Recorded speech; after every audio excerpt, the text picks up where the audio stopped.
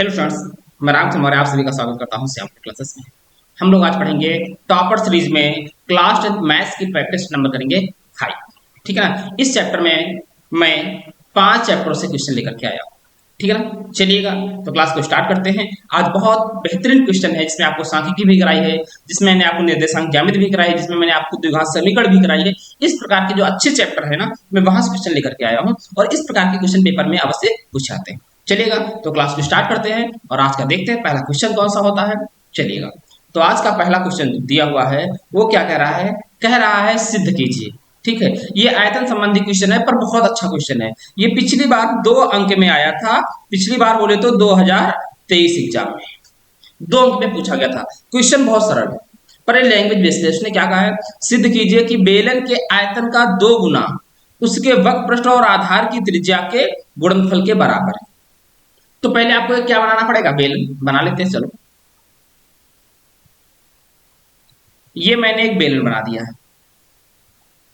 ठीक है ना।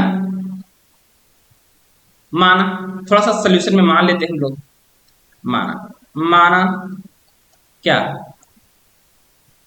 बेलन बेलन के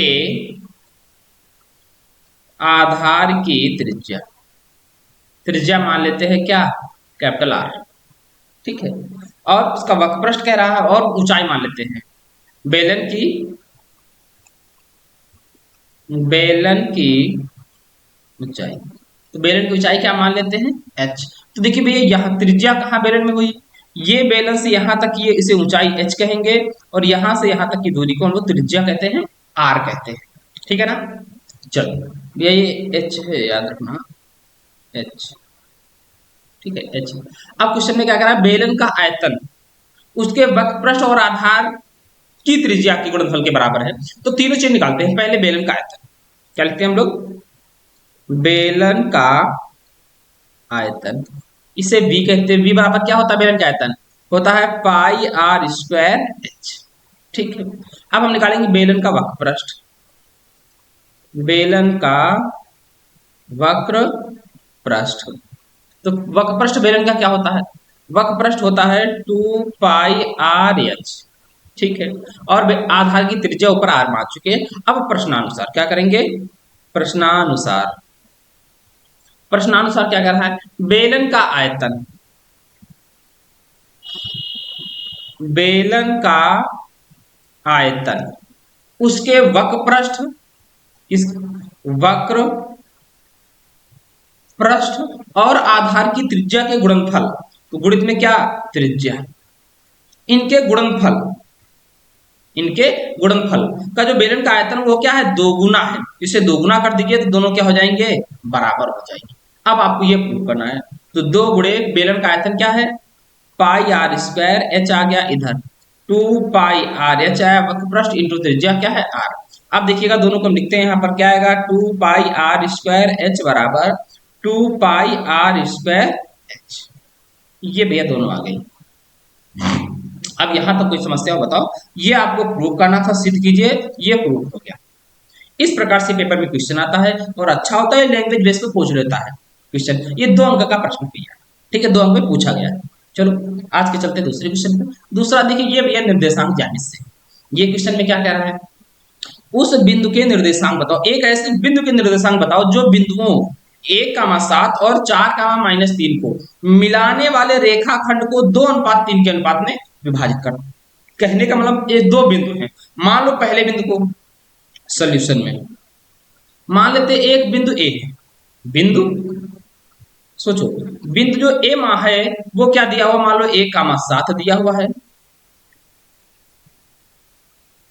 1,7, और बी जो है मान लेते हैं उसका क्या है 4,-3। तो एक रेखा बनाओ, ये लीजिए मान ली, इसे ए माना और इस वाले बिंदु को बी माना।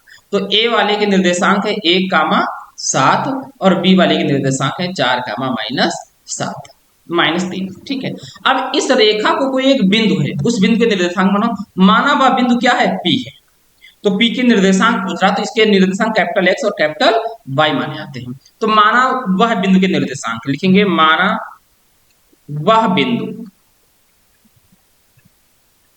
के निर्देशांक capital x comma capital Y हैं, जो बिंदुओं को जो बिंदुओं को 2:3 के अनुपात में क्या करता है, विभाजित करता है, विभाजित करता है। अब उसके निर्देशांक बताने हैं। अब एक देखो यहाँ पर सूत्र होता है, कैपिटल एक्स बराबर क्या होता है ये आपको पता होना चाहिए। कैपिटल एक्स बराबर होता है mx2 प्लस nx1 बटे m प्लस n। आप कहेंगे m और n क्या होता है, देखो इस वाले एक m माना जाता है, उसे क्या माना जाता है n। तो m के जो है m को मान कितना दिया है, देखो 2:3, तो m का मान 2 है और n का मान 3 है। इसे हम लोग 1,7 को x1 y1 मानेंगे, इसे मानेंगे x2 और y2। अब इस फार्मूले में रख देते हैं, आंसर आ जाएगा।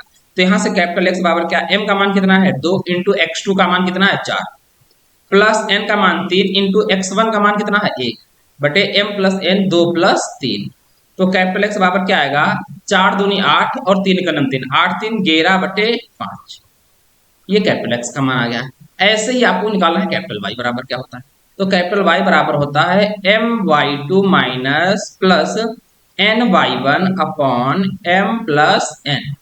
तो यहां से निकालेंगे, देखिएगा m का मान यहाँ भी 2 है, y2 का मान कितना है -3 कहेंगे, प्लस n का मान 3, y1 का मान 7 बटे m प्लस n बोले तो 2 plus 3 capital X capital Y बराबर।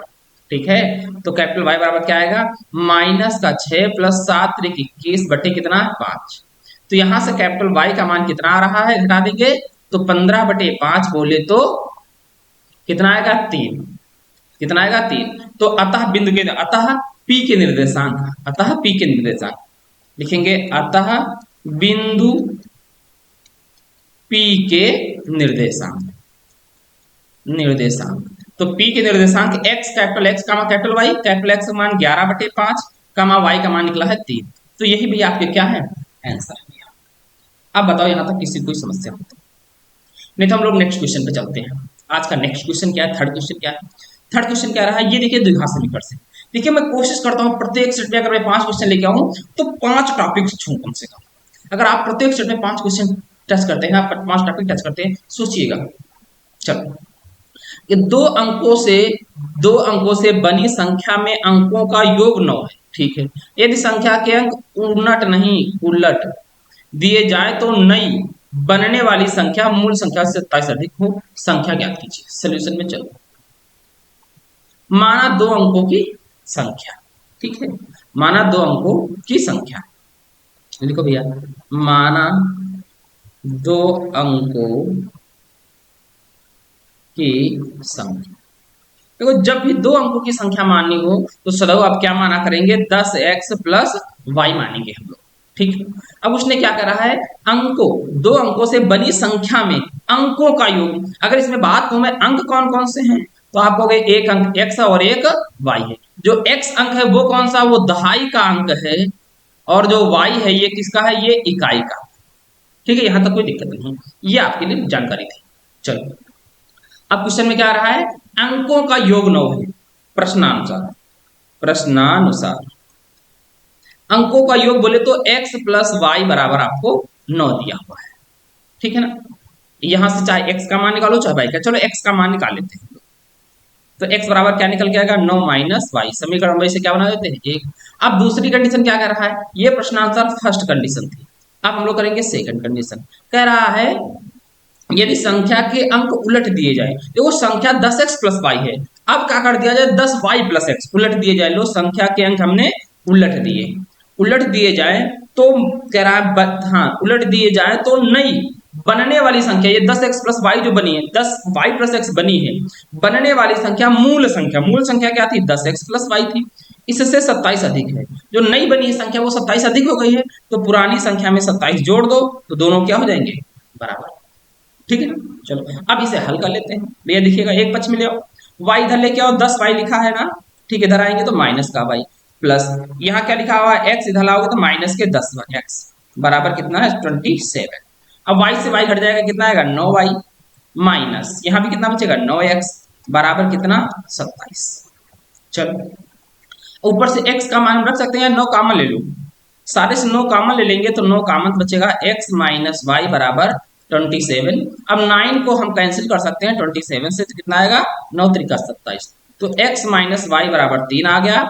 हम लोग कर देते हैं समीकरण 1 से, x की जगह पर क्या लिख देंगे, 9 माइनस वाई बराबर 3, तो यहाँ आ जाएगा माइनस का 2y, उधर जाएगा तो क्या हो जाएगा, प्लस का 3 माइनस का 9 हो जाएगा, तो माइनस 2y बराबर माइनस का 6, तो y बराबर कितना आएगा, माइनस माइनस कैंसिल और 2 तिया 6, y का मान कितना आ गया 2, तो y का मान समीकरण 1 में, y का मान कहाँ रख देते हैं हम लोग, समीकरण 1 में। एक क्या है, x बराबर 9 माइनस वाई, तो x बराबर 9 माइनस वाई बोले तो 3, x का मान कितना आ गया, x 6 आ गया है। अतः संख्या आपको क्या निकालनी, संख्या नीचे लिखेंगे, अतः संख्या, संख्या क्या होती है 10x plus Y, 10 into x का मान 6 प्लस वाई का मान 3, तो कितना आ जाएगा 63 भैया संख्या आ गई। अब यहां तक बताओ कोई समस्या हो तो भाई दो अंकों की संख्या क्या 63 है, यदि इनके अंक जोड़ दो 6 3 कितना होता है 9, ठीक है ना। चलो अगर इनके अंक उलट दोगे तो 36 हो जाएगा, 36 में से 27 जोड़ दोगे, ठीक है ना, तो मूल संख्या से क्या हो जाएगी, x का मान कितना निकला है 6, 63 हो जाएगा। चलो क्वेश्चन नंबर अगला, ये भी यदि क्वेश्चन ये किससे है, ये तुम्हारे बहुलक से है, ये भी अच्छा क्वेश्चन है। तो क्वेश्चन क्या कह रहा है, आंकड़ों में बहुलक की गणना कीजिए, आंकड़ों में आपको बहुलक की गणना निकालनी है। चलिएगा, तो आपको वर्ग अंतराल दिया, सोल्यूशन हम लोग हल करते हैं, कैसे हल करेंगे, देखो बहुलक निकालना है तो हम लिखेंगे वर्ग अंतराल एक तरफ, वर्ग अंतराल, और आपको क्या दिया हुआ है, बारंबारता, बारंबारता, वर्ग अंतराल और बारंबारता में दिया क्या क्या, देखिए वर्ग अंतराल कितना दिया है, 1 से 3 है, 3 से 5 है, 5 से 7 है, 7 से 9 है, और 9 से 11 है। बारंबारता कितनी दी हुई है, पहले की 7 है, फिर 8 है, फिर 2 है, 2 है और 1। अब इसको हल कैसे करते हैं, देखो तो पहले हम देखते हैं बारंबारता किसकी, लिखेंगे बंटन में, देखो सोल्यूशन क्या लिखेंगे हम लोग, लिखेंगे बंटन में अधिकतम बारंबारता, बारंबारता 8 है, भाई इस बंटन में अधिकतम बारंबारता कौन है, ये 8 है, इसलिए यही वर्ग ले लिया जाएगा, बारंबारता 8 है, अतः अतः 3 से 5 वर्ग, अतः 3 से 5 वर्ग में गणना करेंगे, किसकी, बहुलक की गणना करेंगे। एक बात और समझो, आपको 8 दिया हुआ है, जो बारंबारता है इसे हम लोग कहते हैं स्मॉल f, और इसके पहले जो बारंबारता होती है इसे हम लोग कहते हैं f1, और जो 8 के बाद जस्ट होती है इसे कहते हैं f2, ठीक है। ये जो 3 से 5 ये क्या होती है, सीमाएं होती हैं, 3 को कहते हैं L1 या निम्न सीमा, और इसे कहते हैं उच्च सीमा। तो अब बारंबारता का फार्मूला क्या होता है, देखिए भैया, किसका बारंबारता बोले तो बहुलक निकालना है, यहाँ पर बहुलक का फार्मूला देखो, बहुलक बराबर होता है, देखो एक बात और समझो, पहले हल करने से पहले एक चीज और लिखते हैं, दिया क्या क्या है हम सब लिख लेते हैं। देखो अब अगर मैं आपसे कहूँ f का मान कितना है तो कहेंगे 8, अगर मैं कहूँ f1 का मान कितना है तो 7, अगर मैं आपसे कहूँ f2 का मान कितना है तो 2, अगर मैं आपसे कहूँ l का मान कितना है तो कितना कहेंगे 3, निम्न सीमा ली जाती है सर। अब लगा दीजिएगा बहुलक बराबर, बहुलक बराबर क्या होता है, l plus f minus f1 अपान 2f minus f1 minus f2 into h, h का मान भी यहाँ निकाले थे ऊपर वाले में, h क्या होता है, दोनों सीमाओं का अंतर, 5 से 3 घटाओगे कितना आएगा, 2 आएगा। अब यहाँ पर वैल्यू रख देते हैं और हल कर लेते हैं। l का मान कितना दिया हुआ भैया 3, प्लस f का मान कितना दिया हुआ है 8, माइनस f1 7 बटे 2 गुणे f का मान बोले तो 8, माइनस f1 कितना है 7, माइनस f2 बोले तो कितना है 2, इंटू h का मान कितना है 2। अब हम लोग हल कर लेते हैं, आंसर आ जाएगा। तो बहुलक बराबर क्या होगा, 3 प्लस 8 से 7 गया कितना आएगा 1 बटे, अब देखो 8 दूनी 16, इधर माइनस 7 माइनस 2 तो माइनस के 11, नहीं माइनस के 9, अब 16 से 9 जाएगा तो क्या बचेगा भैया 7 बचेगा, 7 प्लस का गुणे कितना, तो बहुलक आ जाएगा 3+2/7। ठीक है ना। अब यहाँ डिवाइड कर देते हैं या भाग देते हैं, चाहे लासा लेके भाग दे दीजिएगा। अगर 2 में आप भाग देते हैं, 3+2 में भाग देंगे तो यहाँ पर दशमलव लगाएंगे तो 20 हो जाएगा, 7 दूनी 14, फिर कितना बचा 6, 40 हो 6 और 60 हो जाएगा, 7 7 49 7 8 56। तो देखिएगा 2 दशमलव नहीं आया, 0.28, तो टोटल बहुलक निकल के आया 3.28। ये आंसर आ जाएगा क्वेश्चन नंबर चौथे का। ठीक है ना। तो बहुलक के लिए आप लोग क्या करेंगे, इस फार्मूले को याद रखेंगे। बहुलक बराबर क्या होता है, L plus F minus F one बटे 2f minus F one minus F. चलो आज का अंतिम क्वेश्चन क्या कह रहा है, ये भी अंतिम क्वेश्चन, ये आपके किससे है, ये द्विघात समीकरण से। क्या कह रहा है द्विघात समीकरण में, कह रहा है 3x² माइनस 12x प्लस के बराबर 0 के मूल बराबर हो तो k का मान ज्ञात कीजिए। मूलों की पकड़ बतानी है। देखिएगा एक बात, मानक समीकरण हम लोग मान लेते हैं, मानक जो द्विघात समीकरण होते हैं, कौन, द्विघात समीकरण, जो मानक द्विघात समीकरण होती है वो ax² plus bx plus c बराबर 0 होता है। जब वो कहता है मूल बराबर है, क्या कह देता है, मूल बराबर है, मूल बराबर है बोले तो क्या कहता है वो d का मान 0 कहता है।